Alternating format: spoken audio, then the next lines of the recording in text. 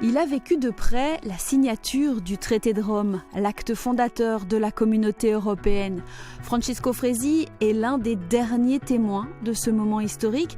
En 1957, il faisait partie de la délégation italienne en tant que membre du cabinet du Premier ministre Antonio Segni.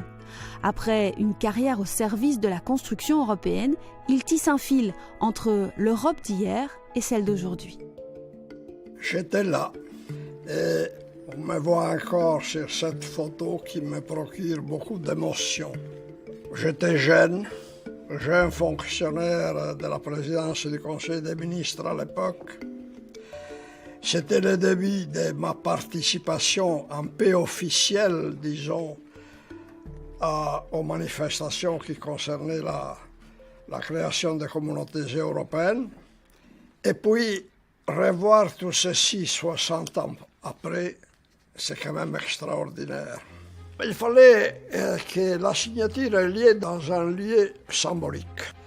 Quoi de mieux que le symbole qui représentait Rome avec sa culture, qui faisait suite à la culture hellénique, même à la culture judaïque. Et à Rome, quoi de mieux que le Capitole, qui représente le centre de ce qui a été la culture de l'Empire romain et de toute l'Europe. Je me souviens avoir inspecté la salle quelques jours auparavant et c'était plein de tables de travail, car une chose que l'on ignore totalement, que la négociation s'était déplacée à Rome juste pour apporter les tout derniers détails.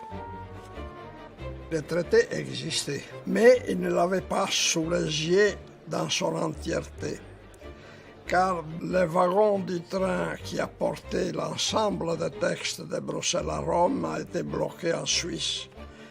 Et il a perdu quelques jours et n'est pas arrivé à temps pour cette journée. Mais les négociateurs qui étaient à Rome disposaient chacun de son texte de travail, donc on a recomposé un traité qu'ils avaient sur la table. De toute manière, ce n'est pas le traité à chaque page qu'il fallait signer, c'était juste la page où les signatures seraient apposées.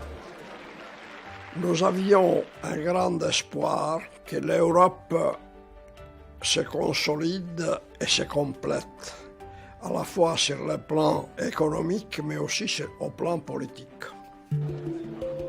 Est-ce que l'Europe est en danger? Oui, elle est en danger.